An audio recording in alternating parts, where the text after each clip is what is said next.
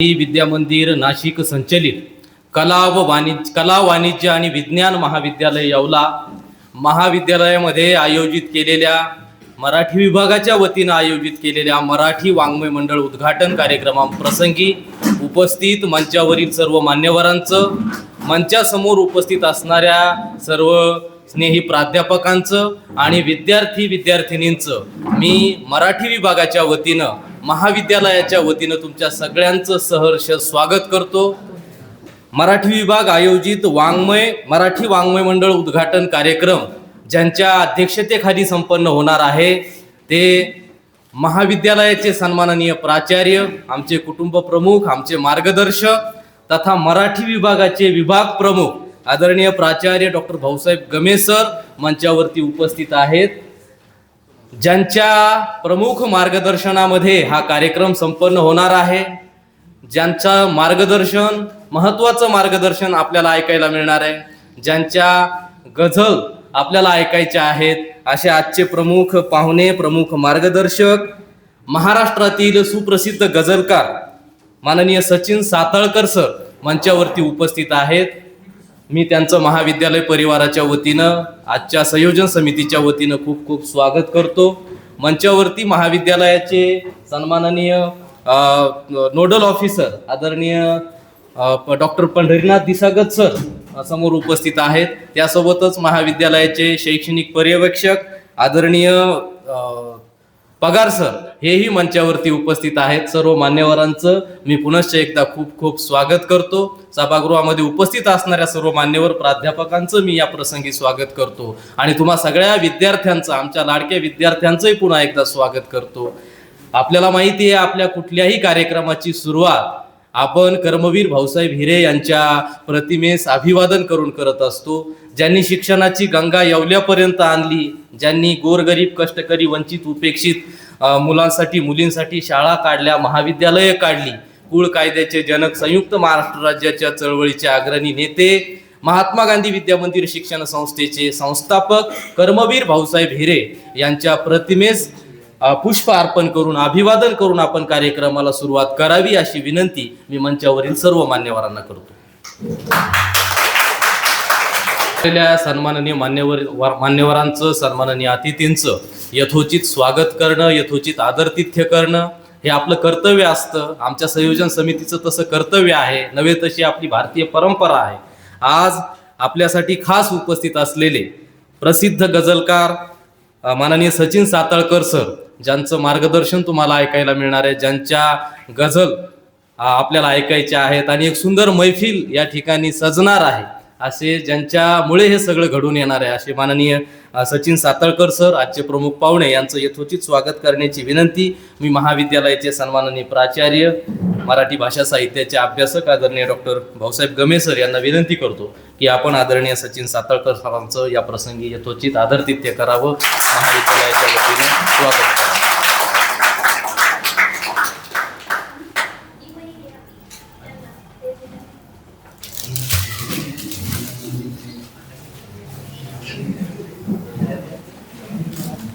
धन्यवाद। यानंतर अधिकचा वेळ न घेता या कार्यक्रमाची भूमिका अर्थात प्रास्ताविक करण्यासाठी मी आमच्या सहकारी प्राध्यापिका डॉक्टर स्वाती सोनवणे मॅडम यांना विनंती करतो की त्यांनी या कार्यक्रमाची भूमिका सविस्तर आपल्या प्रास्ताविकातून मांडावी।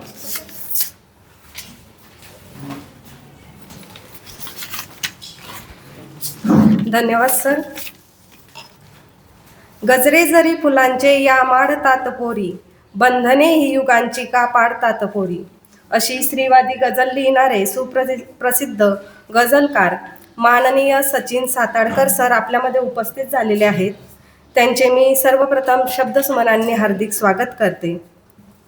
आजच्या कार्यक्रमाचे अध्यक्ष आपल्या महाविद्यालयाचे उपक्रमशील प्राचार्य, आपले कुटुंब प्रमुख आदरणीय डॉक्टर भाऊसाहेब गमे सर, महाविद्यालयाचे नोडल ऑफिसर डॉक्टर PR दिसागत सर, आपल्या महाविद्यालयाचे शैक्षणिक पर्यवेक्षक प्राध्यापक SR पगार सर, तसेच मंचासमोर सर्व प्राध्यापक वृंद आणि विद्यार्थी मित्र मैत्रिणींनो, आपल्या सर्वांचे देखील मी हार्दिक स्वागत करते।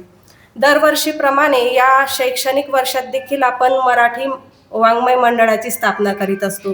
या वाङ्मय मंडळाचा उद्देश हाच असतो की आपल्या विद्यार्थ्यांमध्ये साहित्याची, वाचनाची आवड निर्माण व्हावी आणि त्यासाठी आपण अनेक कवींना, लेखकांना, साहित्यिकांना आपल्या महाविद्यालयामध्ये बोलवत असतो, निमंत्रित करीत असतो आणि त्यांच्यामधील साहित्याचा गुण आपल्या विद्यार्थ्यांमध्ये यावा, त्याबद्दलची त्यांची आवड निर्माण व्हावी, या दृष्टिकोनातून आपण या वाङ्मय मंडळाची स्थापना आपल्या महाविद्यालयात करत असतो. आपल्या महाविद्यालयामध्ये अनेक दिग्गज लेखक, कवी येऊन गेलेले आहेत. अरुण म्हात्रेपासून अनेक कवी आपल्या महाविद्यालयामध्ये आलेले आहेत. तर आपल्या येवला परिसरातील देखील बारहाते सर असतील, शिवाजी भालेराव सर, अनेक कवी आपल्या महाविद्यालयात आले आहेत आणि त्यांनी आपल्या विद्यार्थ्यांशी संवाद साधलेला आहे. तसेच गझलकार सचिन साताडकर सरांचा देखील आपल्या महाविद्यालयावरती विशेष स्नेह आहे. त्यांच्या गझलांनी आपल्या विद्यार्थ्यांना मंत्रमुग्ध केलेलं आहे. या वाङ्मय मंडळातून आपण अनेक कार्यक्रमाचं आयोजन करत असतो. त्यामध्ये निबंध स्पर्धा असेल, काव्यवाचन स्पर्धा असेल, यामधून विद्यार्थ्यांचा व्यक्तिमत्व विकास साधला जातो. आणि या कार्यक्रमामध्ये मी एकदा पुनश्च आपल्या सर्वांचे हार्दिक स्वागत करते आणि माझ्या प्रास्ताविकाला पूर्णविराम देते. धन्यवाद.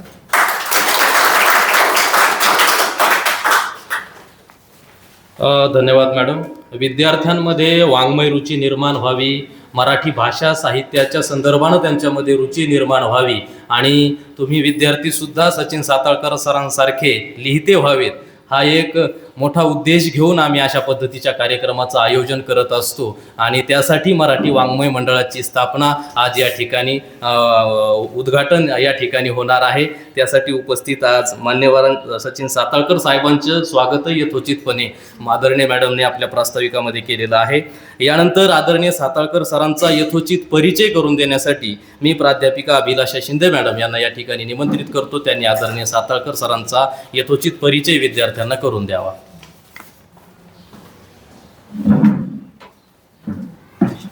धन्यवाद सर. आज माझा आवडता काव्य प्रकार गझल आहे आणि एका सुप्रसिद्ध गझलकारांचा परिचय करून देण्याची संधी मला आयोजकांनी दिली, त्याबद्दल मी त्यांचे आभार मानते. महात्मा गांधी विद्यामंदिर नाशिक संचलित कला, वाणिज्य आणि विज्ञान महाविद्यालय येवला येथे मराठी विभाग आयोजित वाङ्मय मंडळाच्या उद्घाटन प्रसंगी आज आपल्याला लाभलेले प्रमुख अतिथी जे आहेत ते येवल्यातील सुप्रसिद्ध गझलकार आदरणीय श्री सचिन साताळकर सर यांनी MA DEd पदव्या धारण केलेल्या आहेत. त्यापैकी MA मध्ये त्यांचं स्पेशलायझेशन म्हणजे MAचा विषय जो आहे तो मराठी आहे आणि DEdच्या बेसिसवर ते आपल्याच येवला परिसरातील पाटोदा येथे नाशिक जिल्हा परिषदेच्या शाळेमध्ये प्राथमिक शिक्षक म्हणून कार्यरत आहेत. सरांनी गझल रंग, गझलोत्सव, गझल विश्वास इत्यादी मंचावर आपल्या गझलांचं उत्कृष्ट असं सादरीकरण केलेलं आहे.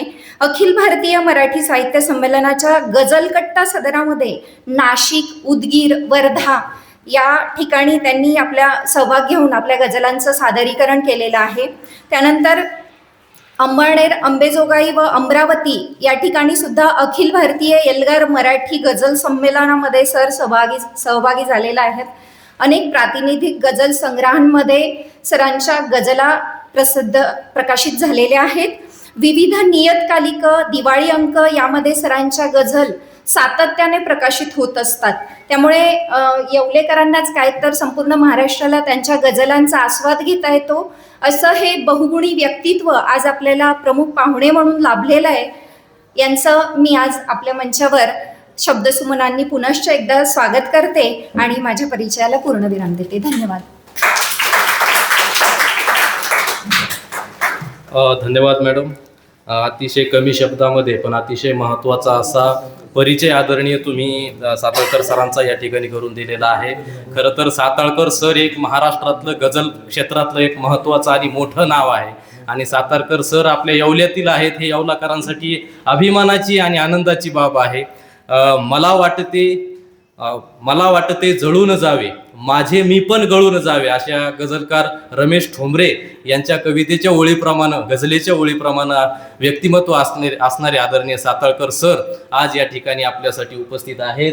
आदरणीय साताळकर सरांना मी विनंती करतो की आपण मराठी वाङ्मय मंडळाचं उद्घाटन झालं असं जाहीर करावं, त्यासोबतच आमच्या विद्यार्थ्यांशी यथोचित संवाद साधावा आणि आपल्या काही गजरांचं सादरीकरणही या ठिकाणी करावं. एकंदरीत ही सगळी मैफल आता मी तुमच्या हाती सोपवतो आहे. जोरदार टाळ्यांनी साताळकर सरांचं या ठिकाणी स्वागत.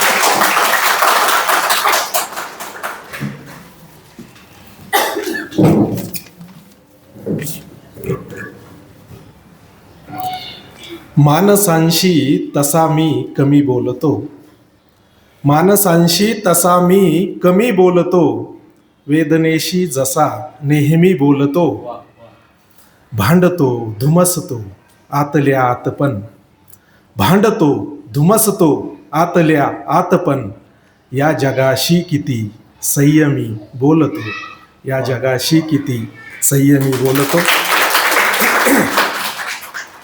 आदरणीय व्यासपीठ, आजच्या कार्यक्रमाचे अध्यक्ष, आमचे मार्गदर्शक महाविद्यालयाचे प्राचार्य डॉक्टर भाऊसाहेब गमे सर, सर्व सन्माननीय प्राध्यापक वृंद आणि विद्यार्थी मित्रांनो, आज आपण मराठी वाङ्मय मंडळ उद्घाटन कार्यक्रमासाठी इथे जमलेलो आहोत. तर या वाङ्मय मंडळाचं उद्घाटन असं मी जाहीर करतो.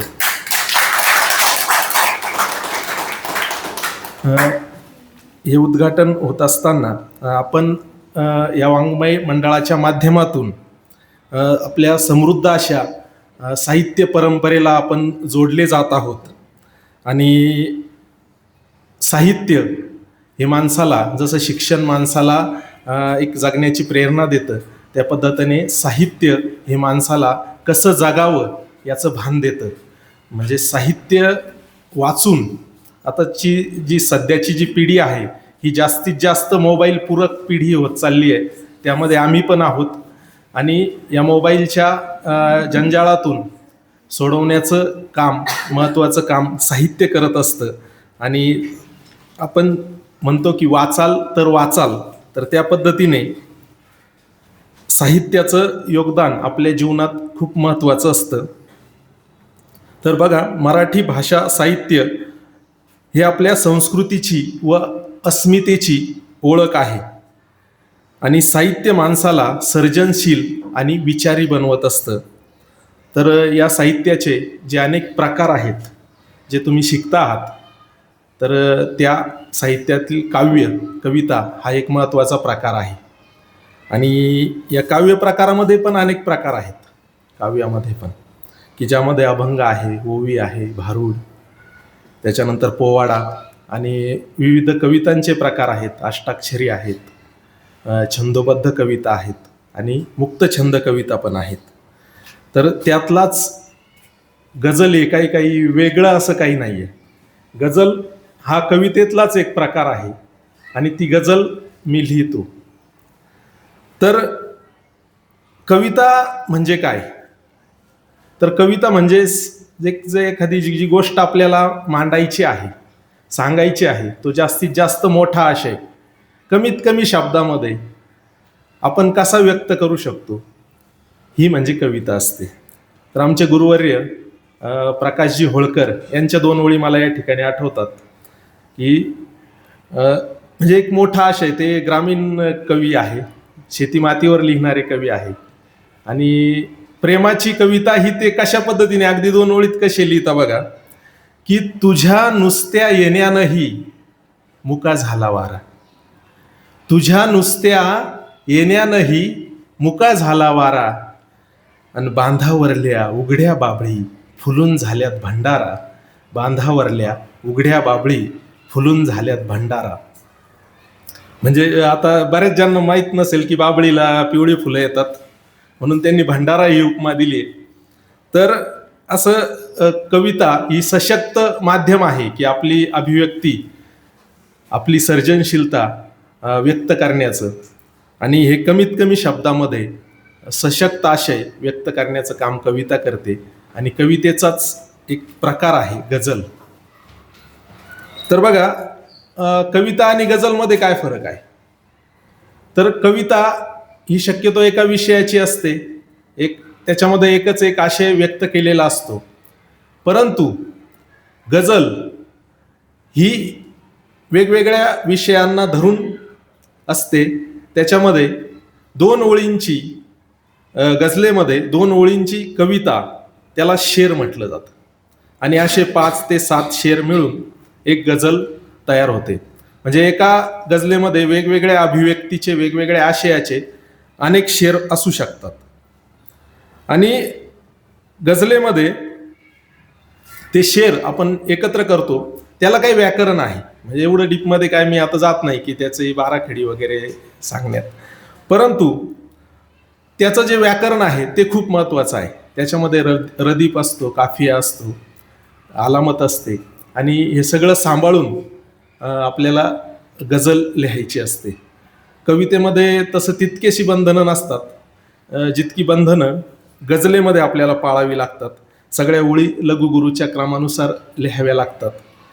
आता तुम्ही म्हणाल मग ही गझल आपल्या मराठीत, तर ही सगळ्यात तरुण काव्य प्रकार आहे मराठीमधला.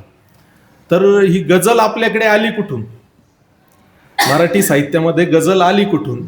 तर गझलेचा जन्म हा अरबी भाषेत झाला. अरबी भाषेमध्ये सुरुवातीला देवाची प्रार्थना करण्यासाठी, ज्याला सुफिझम म्हणतात, सुफी साहित्य, त्या अनुषंगाने देवाची प्रार्थना करण्यासाठी गझल सदृश्य प्रकार वापरला गेला. आणि अरबीतून नंतर तो फारसी भाषेत आला, आणि त्यानंतर तो उर्दू भाषेत आला. म्हणजे एका भाषेतून दुसऱ्या भाषेत येताना त्याचा वेगवेगळ्या पद्धतीने विकास होत गेला. आता उर्दूत येताना गझलेची सगळ्यात जास्त प्रगती ही उर्दू भाषेत झाली. उर्दूमध्ये तुम्ही गालिबचं नाव ऐकलं असेल. तर गालिबने गझलेला एक वेगळ्या उंचीवर नेलं. आणि उर्दू ही भाषा, आपल्याला बऱ्याच जणांना वाटतं की उर्दू ही भाषा कुठली तरी बाहेरच्या याची आहे, वेगळ्या समाजाची आहे, पण तसं नाही आहे. उर्दू या भाषेचा जन्म आपल्या दख्खनच्या पठारावर आणि आपल्या महाराष्ट्रात झालेला आहे. आणि उर्दू ही भाषा सैन्याच्या छावणीमध्ये तयार झालेली भाषा आहे. म्हणजे जुन्या काळी राजांकडे वेगवेगळ्या देशातलं, वेगवेगळ्या प्रांतातलं सैन्य असायचं, आणि त्या सैन्याच्या बोलीभाषेतून उर्दू भाषेचा जन्म झालेला आहे. आणि अशा उर्दूला रेखता असं पण म्हटलं जातं. आणि उर्दूचे जे पहिले महान कवी होते, मीर तकी मीर असं त्यांचं नाव आहे. म्हणजे गालिबनं त्यांच्या याच्यात म्हटलं आहे की रेखता के तुम्ही उस्ताद नहीं हो गालिब, रेखता के तुम्ही उस्ताद नहीं हो गालिब, सुना है अगले जमाने में कोई मीर भी था. म्हणजे मीरसाठी गालिबनं हे असं म्हटलंय. तर अशी ही गझल ही वेगवेगळ्या प्रांतांचा प्रवास करत करत ही आपल्याकडे मराठीत आली. आणि मराठीत गझलचं छंदशास्त्र खऱ्या अर्थाने माधव जुलियन या कवींनी लिहिलं. त्यांनी गझल मराठीत आणली, पण ती जनमानसात रुजवण्याचं खरं जे महत्त्वाचं काम आहे ते केलं गझल सम्राट सुरेश भट यांनी. आणि सुरेश भटांचा उल्लेख केल्याशिवाय कुठलाही गझलकार पुढे जाऊ शकत नाही, कारण त्यांचं कामच गझलच्या प्रांतात एवढं मोठं आहे. त्यांनी गझलेचे सगळे नियम नव्याने लोकांना समजावून सांगितले. एक गझलेची एक सशक्त पिढी तयार करण्याचं काम सुरेश भट यांनी केलं. सुरेश भट म्हणतात बघा की रंगुनी रंगात साऱ्या रंग माझा वेगळा, रंगुनी रंगात साऱ्या रंग माझा वेगळा, गुंतुनी गुंत्यात साऱ्या पाय माझा मोकळा, गुंतुनी गुंत्यात साऱ्या पाय माझा मोकळा. तर अशा सुरेश भटांनी मराठी गझलेला आपलंसं केलं. आणि तीच गझल मी लिहायला लागलो सुदैवाने. आणि म्हणजे गझल लिहिण्यासाठी जी महत्त्वाची अट सुरेश भटांनी सांगितली होती की गझल लिहिणारा हा एक चांगला कवी असावा. म्हणजे सुरुवातीची महत्त्वाची अट आहे की तो माणूस कवी असावा. तेव्हा त्याला चांगली गझल लिहिता येईल. आणि मी गझलेचा सुरुवातीला प्रेमात पडलो. तर तुमच्यासारख्या कॉलेजात असताना मी एक गझल लिहिली होती, ती गझल ऐकवतो आणि नंतर मी गझलेकडे कसा वळलो ते सांगतो. तर कॉलेजला असतानाची ही पहिली गझल आहे माझी, की ज्यावेळेस आता सुरुवातीची जी गझलेची मूळ भावना आहे हीच आहे प्रेम. आणि प्रेम व्यक्त करण्यासाठीच उर्दूतल्या बऱ्याच शायरांनी गझलेचा पर्याय निवडला. आणि कॉलेजला असतानाची ही मूळ भावना तीच असते आणि त्याच अनुषंगाची ही गझल आहे. गझलेचं शीर्षक आहे देवदास. देवदास तुम्हाला माहीत असेल. तर गझलेचा पहिला शेर असा आहे की छळतात भास हल्ली. छोट्या बरमधली गझल आहे की छळतात भास हल्ली मी देवदास हल्ली. छळतात भास हल्ली मी देवदास हल्ली प्रीती म्हणून घेतो प्रत्येक श्वास हल्ली. प्रीती म्हणून घेतो प्रत्येक श्वास हल्ली आहे तिचाच माझ्या हृदयी निवास हल्ली. आहे तिचाच माझ्या हृदयी निवास हल्ली जगणे तिच्याच साठी. जगणे तिच्याच साठी झाले प्रवास हल्ली. आणि वाटे युगांप्रमाणे वाटे युगांप्रमाणे एक एक तास हल्ली का वास आसवांचा. का वास आसवांचा येतो दवास हल्ली. आयुष्य काय आहे आयुष्य काय आहे एक वनवास हल्ली. आयुष्य काय आहे एक वनवास हल्ली. आणि शेवटचा शेर याच्यातला की मृत्यू करीत नाही.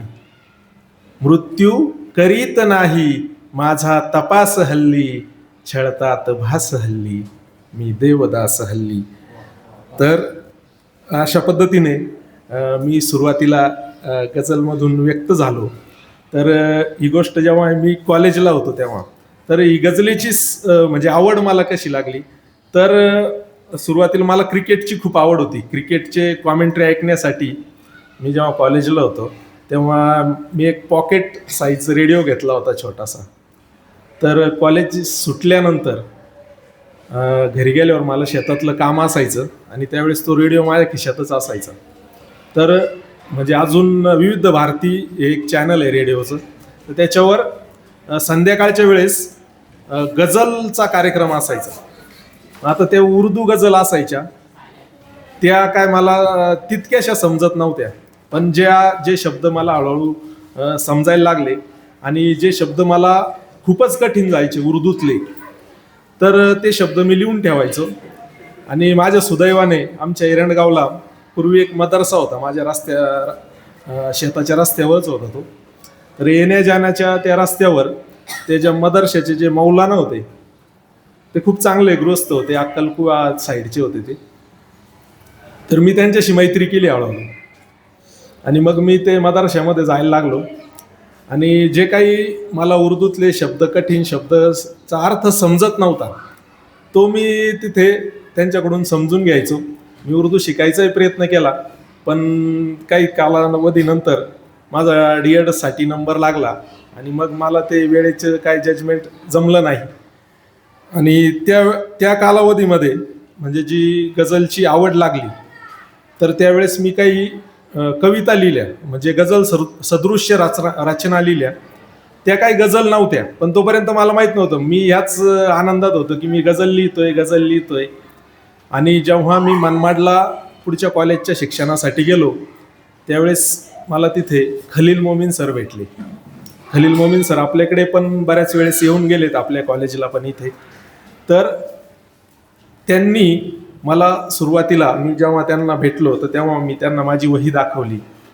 त्यांनी ती वाचली आणि त्यांनी मला लगेच सांगितलं की या काही गझल नाही आहे. मी नाराज झालो थोडासा की काय गझल नाही आहे, काय सर असं कसं म्हणू शकतं. पण त्यांनी मला लगेच ते गझलेची बाराखडी समजावून सांगितली, थोडं व्याकरण समजावून सांगितलं आणि त्यांनी मला काही गझल ऐकवल्या आणि गझल कशी लिहायची याचं एक व्याकरण त्यावेळेस त्यांनी मला समजून सांगितलं. त्यांनी मला जो त्यांचा पहिला शेर त्यावेळेस सांगितला तुम्हाला अजून आठवतो की राहिले ना शांत जगणे धावणे चालूच आहे. राहिले ना शांत जगणे धावणे चालूच आहे. गोल फिरुनी शेपटीला चावणे चालूच आहे. गोल फिरुनी शेपटीला चावणे चालूच आहे. म्हणजे बघा एक मांजर खेळताना तुम्ही बघितलं असेल की मांजर खेळत असताना एकटं जर असेल तर त्याची शेपूट ते असं त्याला वाटतं दुसरंच काहीतरी पदार्थ आहे का, त्याची शेपूट ते पकडतं आणि गोल गोल खेळत राहतं. तर त्या आशयाचं सरांनी लिहिलेलं होतं. आणि मग मला खरी गझल हळूहळू कळायला लागली. गझलेचं काय जे व्याकरण आहे ते मी शिकलो हळूहळू. आणि मग मी गझल लिहायला लागलो. म्हणजे गझल ही फक्त काय प्रेमाचीच भाषा असते असंही नाही. गझल आपली सगळी अभिव्यक्ती व्यक्त करते. आपल्या मनातलं दुःख असेल किंवा एखादा सामाजिक आशय असेल तेही गझल व्यक्त करते. तर बघा अजून एक वेगळी अभिव्यक्ती व्यक्त करणारी एक गझल तुमच्या पुढे ठेवतोय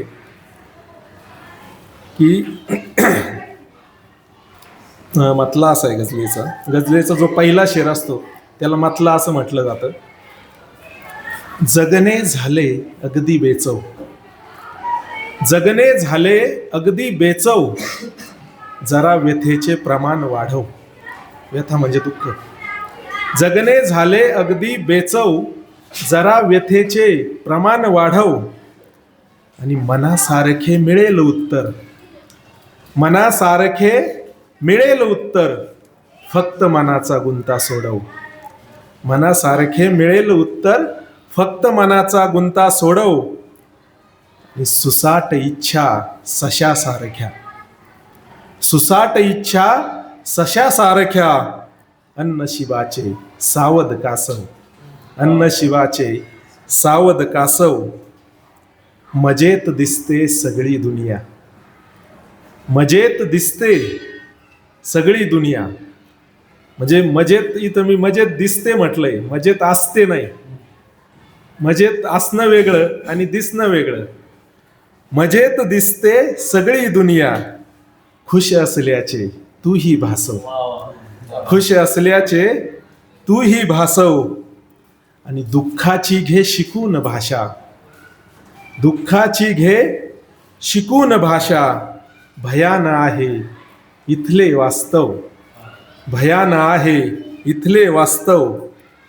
आणि शेवटचा शेर याच्यातला की दुसऱ्यांशी का तुलना करतो, दुसऱ्यांशी का तुलना करतो. म्हणजे बघा आपल्या आयुष्यात जे काही दुःख येतं त्या दुःखाचं सगळ्यात मोठं कारण आहे की आपण दुसऱ्यांशी तुलना करतो. आपण प्रत्येक गोष्टीत एक चढाओढ करतो की एखाद्या समोरच्याकडे एखादी गोष्ट आहे ती आपल्याकडे पाहिजे, आणि ती जी तुलना आहे हे आपल्या दुःखाचं सगळ्यात मोठं कारण आहे. की त्याच्यामुळे मी म्हटलंय की दुसऱ्यांशी का तुलना करतो, दुसऱ्यांशी का तुलना करतो, चल जगण्याचा करूया उत्सव, चल जगण्याचा करूया उत्सव. तर बघा अशा पद्धतीने मी माझा गझलेचा प्रवास सुरू झाला. आणि त्यानंतर गझलेची आवड पहिल्यापासून होतीच, पण त्याच्यानंतर गझलेनेच मला एवढं तिच्या विळख्यात घेतलं की आता माझं आयुष्यच एकदम गझलमय असं होऊन गेलेलं आहे. तर गझल कशी सुचते बा, किंवा लिहिण्याचं कारण काय, किंवा तर जेव्हा कुठलाही सर्जनशील व्यक्ती समाजात जगताना एखादी गोष्ट बघतो, वाचतो, ऐकतो, त्याच्यावर विचार करतो, तर त्याचं ते जे एक एक्सप्रेशन असतं, काहीतरी त्यालाही सांगायचं असतं, आणि त्या सांगण्यातून गझल स्फुरते. म्हणजे मागे 3 ते 4 वर्षापूर्वी एक दिवाळी अंक वाचत असताना मला एक लेख आढळला की केकी मुश नावाचे एक चित्रकार आणि छायाचित्रकार दोन्ही कलेत ते अतिशय मोठं नाव आहे. तुम्ही कदाचित ऐकलं नसेल, पण ते अतिशय आपल्या जवळ 40गाव या ठिकाणी राहायचे. आणि त्या माणसाची स्टोरी अशी आहे की ते अतिशय गर्भश्रीमंत पारसी समाजातला व्यक्ती, निष्णात कलावंत, आणि त्याचं एका मुलीवर प्रेम होतं. आणि ती मुलगी ही अतिशय श्रीमंत होती, म्हणजे अगदी तिचे चुलते टाटाचे याच्यामध्ये होते, म्हणजे टाटा ही कंपनीचे ते भागीदार होते. तर अतिशय श्रीमंत अशा पारशी समाजातले ते दोघं जण होते. परंतु त्या केकीमुश यांची आई 40गावला राहायची, त्यांचे वडील वारलेले होते. आणि मग केकीमुश त्यांच्या प्रेयसीचं नाव होतं निलोफर. तर तिच्या घरच्यांनी त्यांच्या लग्नाला विरोध केला. आणि मग केकीमुश यांनी ठरवलं की आपण आईला तर काय सोडून राहू शकत नाही. आणि मग ते जेव्हा मुंबईहून 40गावला यायला निघाले, त्यावेळेस ते निलोफरला कळालं की आता हा कायमचं सोडून जातोय 40गावला. आणि तिचे घरचे तर काय ती लग्नाच्या विरोधात होते. तर मग ती त्याला भेटायला स्टेशनवर आली. आणि मग तिने सांगितलं त्याला की तू पुढे जा, मी तुझ्या मागून फ्रंटियर मेल होती तेव्हा, म्हणजे इंग्रजांच्या काळातली गोष्ट ही. तर त्याला आता पंजाब मेल म्हणतात. आणि ती गाडी रात्री साधारणतः मध्यरात्रीच्या दरम्यान 40गावला येते. अजूनही ती गाडी चालू आहे. तर मी त्या गाडीने येईल म्हणे आणि आपण डिनर एकत्र घेऊया. आणि तोपर्यंत मग त्यांनी म्हटलं ठीक आहे. ते निघून आले. आणि त्या दिवसापासून तो माणूस सलग 50 वर्ष त्यांच्या प्रेयसीची वाट बघत थांबायचा स्टेशनमध्ये. त्यांचं घर अगदी स्टेशनच्या खेटूनच होतं. त्यांच्या घराच्या खिडकीतून गाडी दिसायची. तर त्या माणसाचा जो त्याग होता प्रेमासाठी, की त्याला कुठंतरी एक अपेक्षा होती की ही आपली प्रियशी कधीतरी येईल. मग या उडीने तो माणूस आयुष्यातले जवळजवळ 42 ते 43 वर्ष घराच्या बाहेर सुद्धा पडला नाही. तर त्या केकीमुशचं जेव्हा मी वाचलं, म्हणजे इतका महान कलाकार होता की त्यांना भेटायला स्वतः पंडित जवाहरलाल नेहरू पंतप्रधान असताना आले होते. आणि आंतरराष्ट्रीय स्तरावर जवळजवळ 300 गोल्ड मेडल त्यांच्या चित्रांना आणि छायाचित्रांना मिळालेले आहेत. असे केकीमुश यांची स्टोरी, तिची कथा वाचली म्हणजे एका शक्यतेवर त्या माणसाने आयुष्य काढलं की आपली प्रियशी आपल्याला भेटायला येईल. आणि मग त्यांची स्टोरी वाचल्यानंतर मला ही गझल सुचली. आता जी मी म्हणजे ही गझल त्याच्यापेक्षा काहीशी वेगळी आहे, पण त्यातलं एक शेर आहे की जो मी परफेक्ट त्यासाठी सुरुवातच त्या शेरनी झाली होती की बघा, रोज नव्याने समोर येते एक शक्यता, रोज नव्याने समोर येते एक शक्यता, आयुष्याचा मार्ग बदलते एक शक्यता. आणि वाट पाहणे हेच असावे जगणे बहुधा, वाट पाहणे हेच असावे जगणे बहुधा, आयुष्याला किती झुलवते एक शक्यता, आयुष्याला किती झुलवते एक शक्यता. आणि बघता बघता खून इथे स्वप्नांचा होतो, बघता बघता खून इथे स्वप्नांचा होतो, डोळ्यां देखत विधवा होते एक शक्यता, डोळ्यां देखत विधवा होते एक शक्यता. शोधून थकतो, शोधून थकतो उपाय सारे सोडून देतो, शोधून थकतो उपाय सारे सोडून देतो, तशी अचानक मग सापडते एक शक्यता, तशी अचानक मग सापडते एक शक्यता.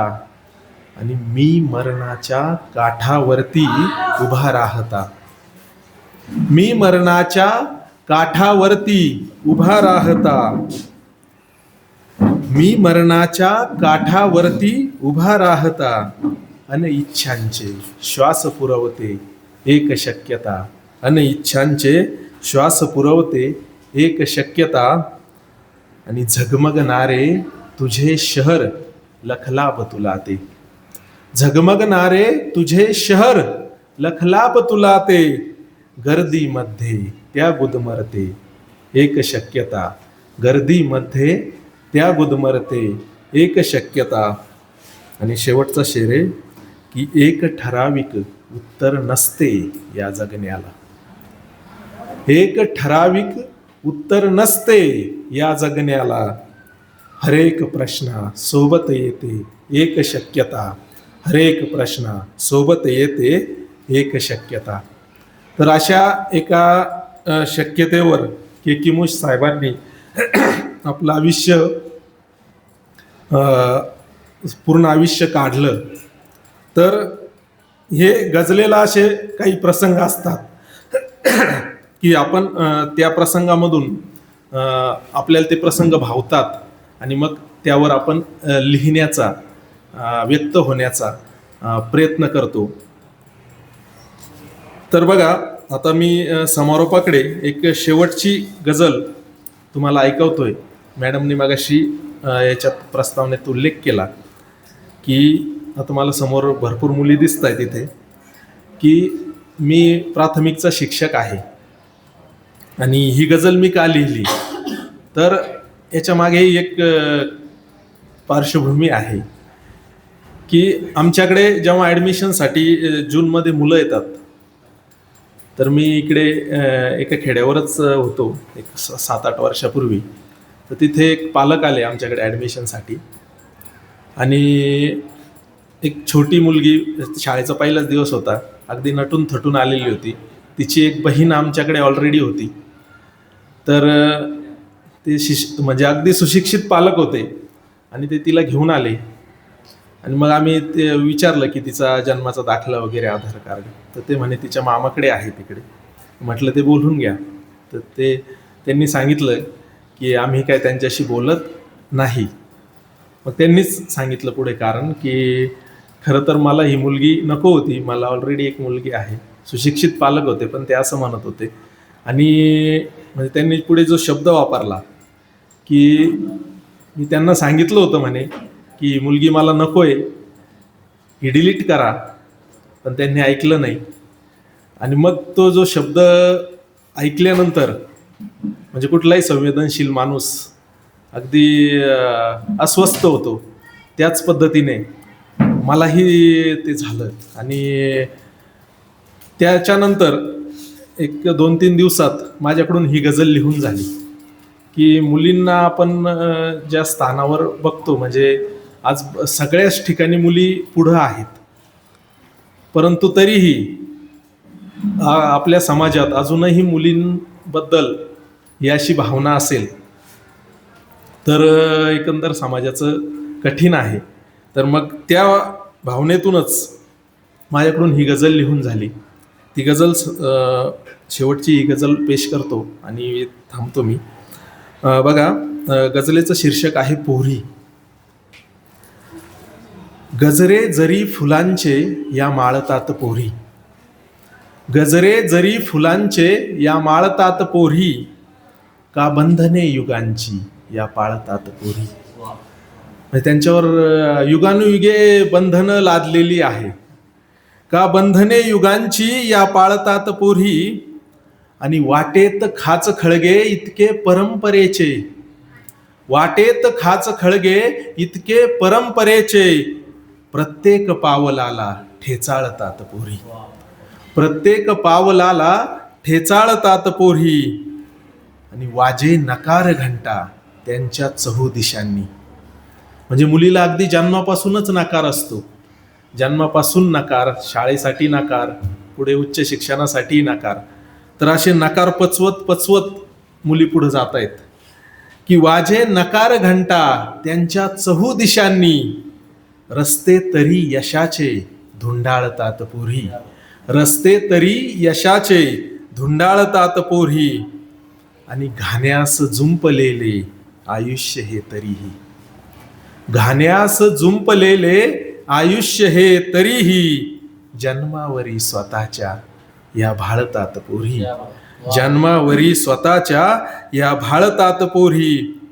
आणि गरुडा समान असते पंखात बळ परंतु, गरुडा समान असते पंखात बळ परंतु, आकाश चांदण्यांचे फेटाळतात पोरी, आकाश चांदण्यांचे फेटाळतात पोरी. आणि मुलीचं आयुष्य कसं असतं बघा, की अंधार दूर करण्या, दोन्ही घरे उजळण्या, सासर आणि माहेर, अंधार दूर करण्या, दोन्ही घरे उजळण्या, होऊन वात जीवन ह्या जाळतात पोरी, होऊन वात जीवन ह्या जाळतात पोरी. आणि लाखात एक असले सासर तिचे तरीही, लाखात एक असले सासर तिचे तरीही, माहेर सोडताना रेंगाळतात पोरी.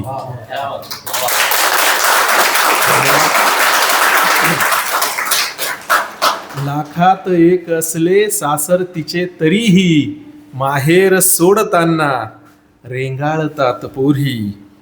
आणि कर्जात गुंतलेल्या बापास वाचवाया, कर्जात गुंतलेल्या बापास वाचवाया, आगीसही सुखाने कवटाळतात पोरी, आगीसही सुखाने कवटाळतात पोरी. तर बघा, या ठिकाणी आपण मला ऐकून घेतलं. मला मराठी वाङ्मय मंडळाच्या उद्घाटनानिमित्त या कार्यक्रमासाठी मला या ठिकाणी बोलवलं आणि बोलण्याची जी संधी दिली त्याबद्दल महाविद्यालयाचे सन्माननीय प्राचार्य तसेच सर्व प्राध्यापक वृंद यांचं मी मनपूर्वक आभार मानतो आणि थांबतो. धन्यवाद.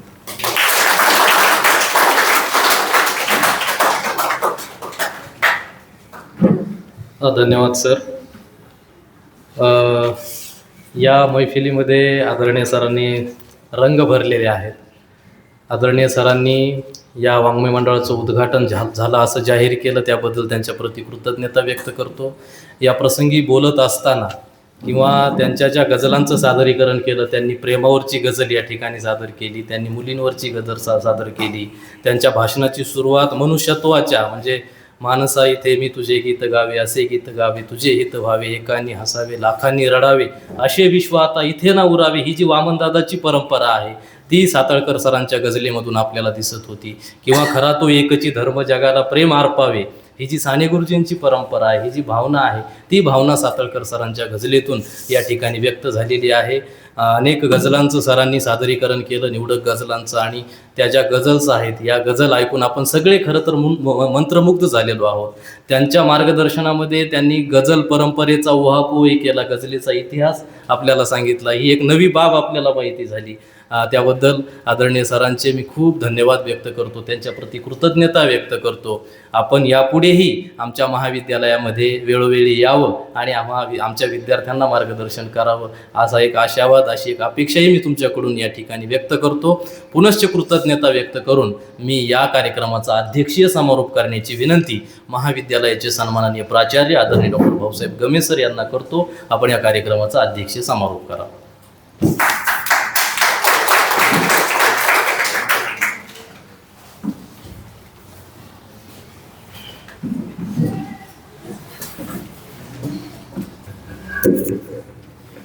धन्यवाद सर. आज आपल्या महाविद्यालयामध्ये मराठी वाङ्मयाचं उद्घाटन करण्यासाठी आपल्या महाविद्यालयाच्या विनंतीला मान देऊन येथे उपस्थित झाले असे माझे सन्मित्र, मराठी गझल या वाङ्मयामध्ये एक वेगळ्या अंगाने लेखन करणारे प्रतितेज कवी आणि सतत माणसांमध्ये राहून माणसांमधले चांगले गुण वेचून त्यांना शब्दबद्ध करून समाजाला काहीतरी प्रेरणा मिळावी यासाठी अहोरात्र प्रयत्न करणारे आदरणीय कविवर्य सचिन साताळकर सर इथे उपस्थित झाले. त्यांनी या वाङ्मय मंडळाचं उद्घाटन केलं. त्याबरोबरच गझल हा जो साहित्य प्रकार आहे त्याची निर्मिती आणि स्वतःमध्ये असलेली जी सर्जनशीलता आहे, स्वतः जे गझल ते लिहिता आहेत त्याचं अतिशय सुंदर अशा प्रकारचं सादरीकरण आदरणीय साताळकर सरांनी येथे केलेलं आहे. मित्रांनो, गझल या वाङ्मयाविषयी बोलत असताना त्यांनी सुरेश भटांचा उल्लेख केला आणि मी लगेच सर एक 20 वर्षाच्या कालखंडामध्ये पाठीमागे गेलो की त्यावेळेस रंग माझा वेगळा हा जो गझल संग्रह आहे तो विद्यार्थ्यांसाठी अभ्यासक्रमाला नेमलेला होता. आणि मग आम्ही सुरेश भटांच्या गझल जेव्हा वर्गामध्ये शिकवायचो त्यावेळेस ही दुनिया वेगळी कशी आहे, माणसाचं जगणं वेगळं कसं आहे. आणि सुरेश भटांना त्यांनी त्या अनेक शेर जेव्हा त्या गझलेमधून ते लिहित होते आणि शेवटचा ज्या 2 ओळी असायच्या त्याच्यामध्ये जी कलाटणी असायची ती वाचून एक वेगळा आनंद विद्यार्थ्यांच्या चेहऱ्यावरती आम्हाला दिसायचा. आणि आज पुन्हा एकदा मला ते 20 वर्षाचा ओझरता एक जे विद्यार्थ्यांच्या डोळ्यामध्ये, विद्यार्थ्यांच्या मनामध्ये, विद्यार्थ्यांच्या चेहऱ्यावरती जे भाव दिसत होते ते 20 वर्षाचे भाव पुन्हा एकदा मला आज पाहायला मिळाले. मित्रांनो, कविता हा जो साहित्य प्रकार आहे हा अतिशय संवेदनशील आहे. जी माणसं तरल बुद्धीची असतात, संवेदनशील असतात, त्यांच्या मनामध्ये संत तुकारामांनी म्हटल्याप्रमाणे रात्रंदिवस आम्हा युद्धाचा प्रसंग. हा युद्धाचा प्रसंग काय असतो? ते जे घटना बघतात, ते जे समाज बघतात, त्यातल्या ज्या स्थितीगती बघतात, लोकांचं जे जगणं बघतात. म्हणजे एखाद्या मुलीमध्ये तिच्या वडिलांनी शाळेमध्ये त्या मुलीला पोचवल्यानंतर किंवा शाळेमध्ये आल्यानंतर तिचा जो चेहरा आहे, तिचे जे हावभाव आहे, तिचं जे जगणं आहे, तिचा जो संघर्ष आहे, त्यासाठी ती जे प्रयत्न करते आहे, किती छोटासा प्रसंग आहे परंतु सरांनी गझलेमधून तो पकडला आणि आज संपूर्ण महाराष्ट्रामध्ये त्यांची गझल जाऊन पोहोचले. म्हणून ही जी तरल संवेदना असते ती माणसाला आविष्कृत करत असते, गझलेमधनं ती व्यक्त करत असते. आणि म्हणून ते शब्द व्यक्तीला गवसले पाहिजे, सापडले पाहिजे. वाङ्मय मंडळाचा उद्देश काय असतो की विद्यार्थी अधिकाधिक वाचनीय बनले पाहिजे, विद्यार्थ्यांनी अधिकाधिक साहित्य प्रकार अभ्यासले पाहिजे. आता सर फक्त कवितेवरती बोलले, परंतु इतरही साहित्य प्रकार आहे, कथा आहे, कादंबरी आहे, नाटक आहे, चरित्र आहे, आत्मचरित्र आहे, ललित निबंध आहे, वैचारिक लेखन आहे. हे सगळं जेव्हा आपण अभ्यासतो तेव्हा आपलं व्यक्तिमत्व हे समृद्ध बनत असतं. आता बघा की आपण फक्त माणसं नाही न्याहाळत. कवी किंवा लेखक काय करतो माहिती आहे का? केवळ माणसं नाही, केवळ चेहरे नाही न्याहाळतो. कवी हा इतरांच्या अंतरंगामध्ये प्रवेश करत असतो आणि त्या अंतरंगामध्ये चाललेल्या ज्या हालचाली असतात, अंतरंगामध्ये ज्या अनुभवाची जी आंदोलनं असतात ती आंदोलनं टिपण्याचं काम करतो. म्हणून बघा की एखाद्या कथेमध्ये असलेला जो आशय असतो आपल्याला असं वाटतं अरे हे कुठेतरी मी बघितलेलं आहे, हे पात्र कुठेतरी बघितलेलं आहे. किंवा सरांच्या कवितेमधून येणारे जे शब्द आहेत ते किंवा जे काही प्रतिकृती ते उमटवतात शब्दांमधून, तेव्हा असं वाटतं की अरे हे मलासुद्धा असाच काहीसा अनुभव आला. परंतु मी कलावंत नाही आहे, मला ते शब्दांमधून पकडता आलं नाही. सर मात्र कलावंत आहे, त्यांनी ते शब्दांमधून पकडलं आणि झरझर त्या कागदावरती लिहून काढलं. लक्षात घ्या मित्रांनो की ही जी प्रतिभाशक्ती असते ही प्रत्येकालाच लाभलेली असते, परंतु व्यक्त मात्र प्रत्येकाला करता येत नाही. कविता हेच वैशिष्ट्य असतं. आपण एखादी कविता वाचल्यानंतर समजा आता सध्या आता बघा श्रावण महिना सुरू आहे का नाही, बालकवीची कविता आहे समजा, हिरवे हिरवे गारगालीचे हरितृणाच्या मखमालीचे, त्या मखमालीवरती फुलराणी ही खेळत होते. आता बालकवींना सुचलेल्या ह्या ज्या प्रतिमा आहे, हे जे प्रतीका आहे, जेव्हा हे प्रतिमा आपण कवितांमधून वाचतो तेव्हा वाटतं की अरे आपण तर असा निसर्ग सगळा संपन्न हिरवागार सुंदर निसर्ग आपण बघतो, पण आपल्याला हे लिहिता आलं नाही कारण ती संवेदना पकडण्याची जी शैली आहे ती आपल्याजवळ नाही आहे, ती बालकवींजवळ होती. तसे शब्द पकडण्याची, ते योग्य पद्धतीने मांडण्याची आहे का नाही, जी शैली असते ती कवीजवळ असते. आणि कमीत कमी शब्दांमधून जास्तीत जास्त आशय त्यांना मांडायचा असतो आहे का नाही. पॉवरफुल फिलिंग्स आहे का नाही? कविता म्हणजे काय की केवळ शब्द नाही आहे, त्या भावना आहेत, स्पॉन्टिनियस आहे, स्पॉन्टिनियस ओव्हरफ्लो ऑफ पॉवरफुल फिलिंग्स. भावनांचा हा ओतप्रोत आविष्कार आहे.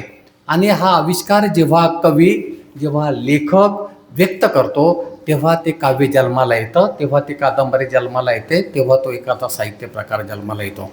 त्यामुळे लक्षात घ्या की सोनवणे मॅडम म्हणाल्या त्या पद्धतीने की आपलं महाविद्यालय म्हणजे तात्यासाहेब शिरवाडकर इथे येऊन गेलेले आहे, वसंत कानेटकर इथे येऊन गेलेले आहे, आणि हल्लीचे सगळे कवी लेखक या महाविद्यालयामध्ये येऊन गेलेले, विजय तेंडुलकर सुद्धा या महाविद्यालयामध्ये येऊन गेलेले, स्मिता पाटील या महाविद्यालयामध्ये येऊन गेलेले आहेत.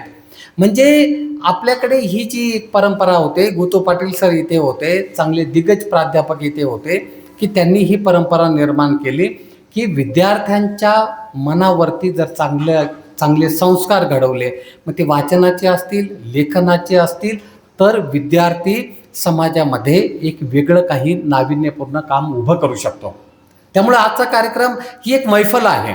पण एक गोष्ट लक्षात घ्या, त्या मैफलीमधून सुद्धा आपल्याला खूप काही घेण्यासारखं आहे. आता इथं बसलेल्या काही कवयित्री आहे, इथं बसलेले काही कवी आहे, जेव्हा वेगवेगळ्या स्पर्धा असतात तेव्हा वावळ सरांकडे किंवा स्वाती सोनवणे मॅडमकडे हे विद्यार्थी जातील, मॅडम ही मला कविता सुचते, ही मला कथा सुचते, हे मला नाटक सुचतंय, हे मला एकांकिका सुचते, तुम्ही मला मार्गदर्शन करा. तुम्ही आमच्याकडे केव्हा येऊ शकता, आम्ही तुमच्यासाठीच इथे बसलेलो आहोत, तुमच्यासाठीच आमचं काम हे तुमच्यासाठी आहे. म्हणून लक्षात घ्या की आपल्याला जेव्हा एखादी गोष्ट मोकळ्या मनाने ती करावीशी वाटते तेव्हा आपल्याला कुणाचा तरी अनुभवाचा फायदा करून घ्यायचा असतो.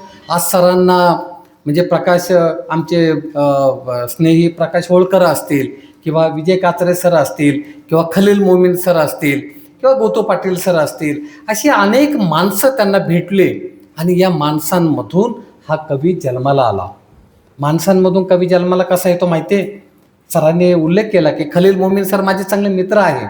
त्यांना भेटलं, बोललं की असं वाटतं की अरे जे आपण विसरत चाललेलो आहोत ना, पुन्हा ते आपल्याला पाहायला मिळतं आहे. इतका शब्द चातुर्य आहे, इतकी शब्द संपदा आहे. तुमच्याकडे सुद्धा शब्द आहे, परंतु ते तुम्हाला मांडता येत नाही. लक्षात घ्या. आणि हे मांडण्याचं कसब ते कवीजवळ असतं.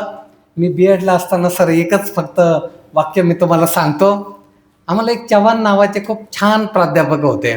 ते म्हटले अरे कविता करणं फार सोपं असतं, आणि मग आम्हाला ते टीचिंग कसं करावं यासाठी जेव्हा शिकवायचे तेव्हा ते सांगायचे की शिक्षकाला त्या शब्दांमधली जादू पहिल्यांदा शिक्षकाला कळायला पाहिजे, शब्दांचा अर्थ शिक्षकाला कळायला पाहिजे. आणि जेव्हा शिक्षकाच्या चेहऱ्यावरती ते शब्द पाहायला मिळतील, मनामधले शब्द जेव्हा ओठांमधून बाहेर येतील, तेव्हा विद्यार्थ्याच्या कानांमध्ये ते रुंजी घालतील आणि तो सुद्धा कवी बनेल, लेखक बनेल.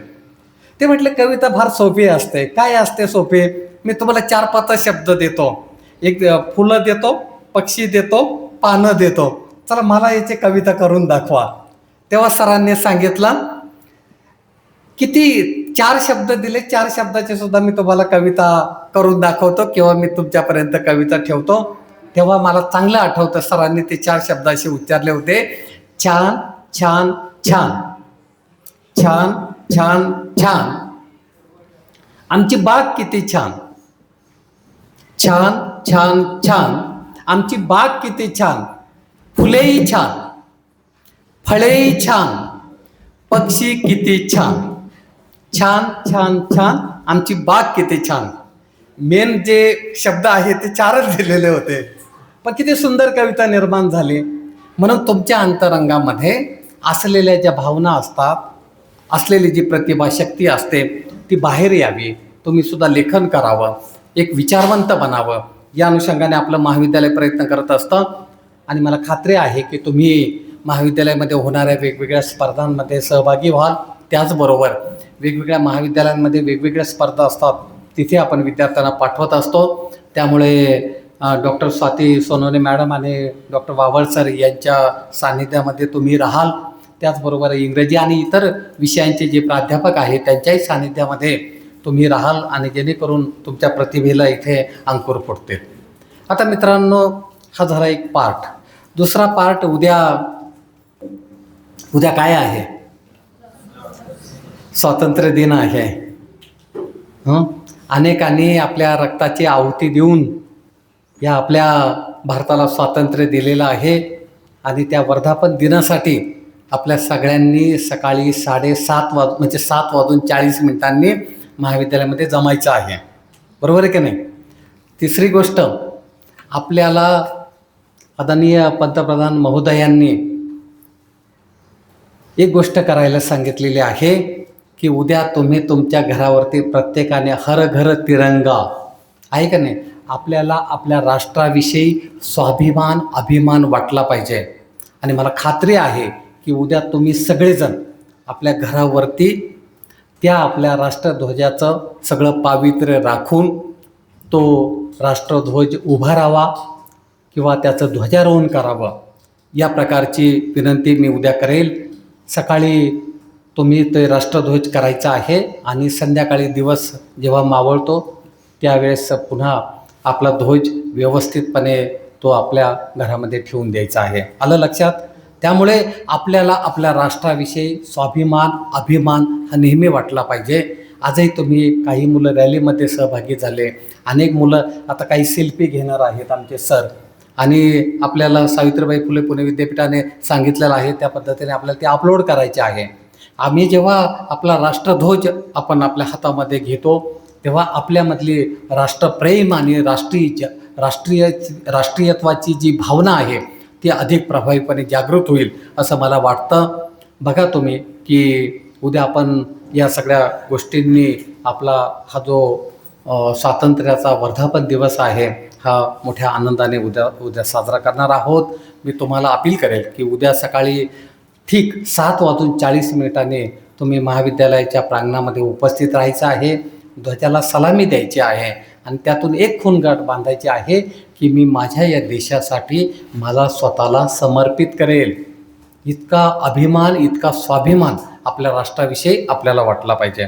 आज या कार्यक्रमासाठी तुम्ही सर्वजण उपस्थित झालात त्याबद्दल मी महाविद्यालय प्रशासनाच्या वतीने तुम्हाला खूप धन्यवाद देतो. विशेषतः माझे सन्मित्र जे नेहमी माझ्या हाकेला सकारात्मक ओढ देत असतात ते आदरणीय सचिन साताळकर सर येथे उपस्थित झाले, त्यांच्याविषयी कृतज्ञता व्यक्त करतो आणि मराठी विभागाच्या वतीने त्यांना खूप धन्यवाद देतो. धन्यवाद.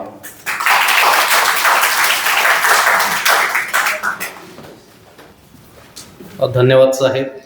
विद्यार्थ्यांचा सर्वांगीण विकास व्हावा, विद्यार्थ्यांच्या व्यक्तिमत्वाचा विकास व्हावा आणि विद्यार्थ्यांच्या प्रतिभेला अंकुर फुटावेत या दृष्टिकोनातून या मोठ्या हेतूने तुम्ही विविध उपक्रमांचं आयोजन आपल्या महाविद्यालयामध्ये करत असता. त्यासाठी तुमचं मार्गदर्शनही आम्हाला मिळतं, तुमचं सहकार्यही आम्हाला मिळतं. त्याच हेतूने आजच्याही कार्यक्रमाचं आयोजन तुमच्या नेतृत्वात तुमच्या मार्गदर्शनाखाली आम्ही करू शकलो. तुम्ही विद्यार्थ्यांना जे मार्गदर्शन केलं त्याबद्दल तुमच्या प्रति धन्यवाद व्यक्त करतो. आणि या कार्यक्रमाचा गोड भाग म्हणजे आभाराने या कार्यक्रमाची सांगता होईल. आभार व्यक्त करण्याचा जो काही भार आहे मी प्राध्यापक डॉक्टर कल्पेश कसबे सर यांच्या खांद्यावरती सोपतो.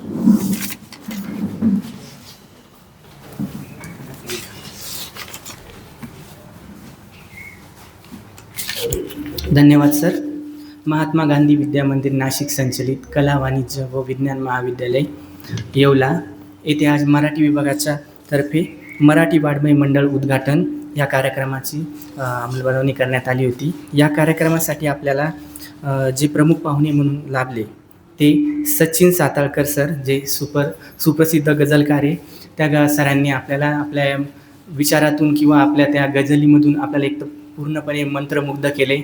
एक प्रकारची आपण म्हणू शकतो एनर्जी किंवा एक प्रकारचं आपण इमोशनली पण त्यांनी आपल्याला थोडंसं जागृत केलं. या गोष्टीसाठी मी सरांचा महाविद्यालयातर्फे आभार मानतो. तसेच या कार्यक्रमासाठी आपल्याला नेहमीच मार्गदर्शन करणारे आपल्या महाविद्यालयाचे प्राचार्य प्राध्यापक प्रिन्सिपल सर आपले प्राध्यापक गमे सर त्यांचे पण मी आभार मानतो. सर नेहमी आम्हाला मार्गदर्शन करत असतात.